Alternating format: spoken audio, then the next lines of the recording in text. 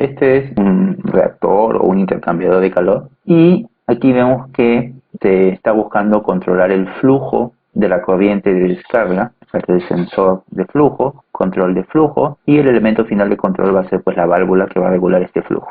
Pero yo también podría tener como una variable secundaria el nivel dentro del tanque, un transmisor de nivel vinculado a un control de nivel, en donde el elemento final va a trabajar según cuál de estos dos controladores esté operando. Pues aquí, uno de ellos dos debe ser el controlador principal. Vamos a suponer que es el control de flujo, que es el objetivo, controlar el flujo. Correcto. Si es así, entonces este controlador está desactivado, ¿no? Sería este que está acá. Pero ¿qué pasa si por acción de alguna variable de perturbación o inclusive por acción del mismo controlador de flujo, el nivel empieza a subir peligrosamente, a tal punto que puede llegar a rebalsar esto? Entonces ahí ya deja de ser importante el control de flujo, pues, ¿no? Porque hay que restituir el nivel en el valor que debería tener. En ese caso, entonces aquí, simplemente esto se corta y entra en acción el control de nivel. O si el nivel empieza a descender demasiado, entonces ahí deja también de tener importancia el control de flujo. ¿Ven? Entonces aquí tenemos un ejemplo de cómo puede haber un control de restricción. Por supuesto que uno de los dos tiene que ser la variable importante, ¿no? Podría ser al revés también, ¿no? Podría ser el nivel la variable importante y el flujo una variable secundaria. Aquí tenemos un proceso en donde hay este fluido se está calentando, seguramente por acción de la combustión de algún combustible dentro de un horno. Miren, aquí hay dos controles que hemos visto, el control en cascada y el control de razón. La variable de control aquí, fíjense que es la temperatura. La temperatura tiene su control de temperatura y eso va vinculado a esta variable que podría ser el flujo de aire. Sin embargo, junto con esta variable principal hay una variable secundaria que es el flujo de aire. Por lo tanto, estos dos están formando un lazo, un control en cascada, donde esto vendría a ser el control esclavo y este de aquí vendría a ser el control maestro.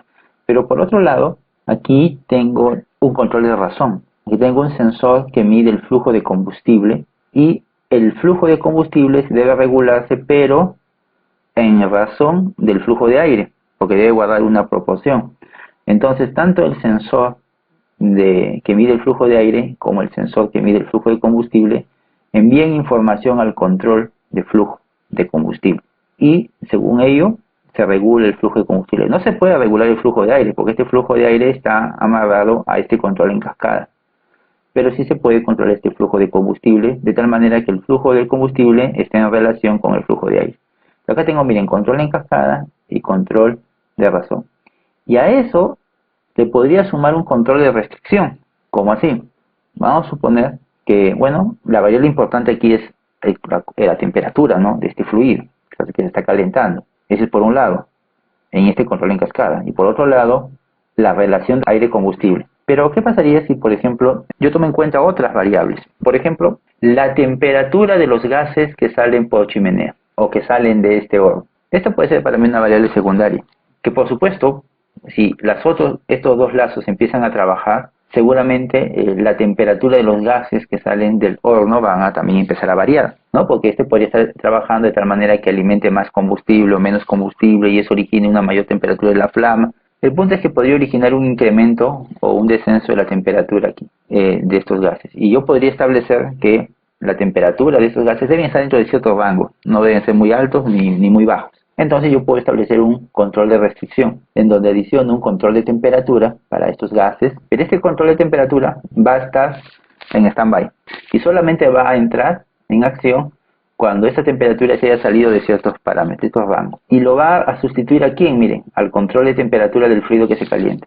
Si esa temperatura empieza a ser muy alta, entonces esto debe regularse, es decir, debe reducirse. En ese momento no importa la temperatura de este fluido que se está calentando, lo que importa es regular esa temperatura. Por lo tanto, se desactiva este control y entra el otro. Y ahora él empieza a hacer el control maestro, miren, sobre este control esclavo. Ahora, ¿por qué habría que controlar la temperatura aquí? Bueno, es tal vez porque este fluido no se va a chimenea, sino se va tal vez a otra unidad, a otro equipo. Y ahí es necesario que la temperatura no supere cierto valor. Podría ser. O que no tenga un valor muy bajo. Entonces ahí yo podría tener un control de restricción. Cuando hablamos de control de restricción, no tienen que ser necesariamente dos controles, es decir, uno principal y uno en stand-by. Yo podría tener más de un control en stand-by. Aquí solamente estoy poniendo un control en stand-by, un lazo en stand-by, está en espera de que se supere este rango. Pero podría poner dos. Por ejemplo, fíjense aquí, en este mismo horno, para mí podría ser importante la presión de esta corriente de aire y que esté dentro de un rango. No puede haber una presión muy alta ni tampoco una presión muy baja, porque eso al final va a afectar en el quemador y bueno, va a afectar a todo el proceso. Entonces, la presión de esta corriente de aire para mí podría ser otra variable que debe trabajar dentro de cierto rango. No es que busque controlarlo, sino que esté trabajando dentro de cierto rango. Entonces yo podría establecer esto. Fíjense acá, pongo un sensor de presión vinculado a un control de presión. Y lo coloco igual aquí también. Ahora ya tengo dos controladores o dos lazos de control que están en stand-by. Uno, el de la temperatura en los gases que se descarga, y otro, el de la presión del aire que se alimenta al quemador. Si una de estas dos variables, temperatura de los gases que se descarga o la presión del aire, se sale del rango, entonces se desactiva el control principal, que es el control de temperatura del fluido, y entra en acción cualquiera de los dos. Claro, el problema está, ¿qué pasa si los dos se salen del rango, no? Eso tendría que buscarse un criterio de cuál de los dos es más importante. Bueno, siempre tiene que haber una escala de importancia. Ya habría sería cuestión de analizar qué es más importante, controlar la temperatura de estos gases o controlar la presión de este aire. Entonces, uno tiene que ser más importante, y ese es el que va a entrar a trabajar o actuar sobre este lazo esclavo. Entonces, si nos percatamos aquí, este lazo esclavo, este es un lazo esclavo típico, es un lazo rápido porque apenas cambio el flujo, cambio la apertura de la válvula, es un lazo muy rápido. Está sujeto, fíjense, a tres maestros. El maestro principal, que está asociado a la temperatura del fluido, y estos dos maestros secundarios, ¿no?, que van a ir cambiando dependiendo.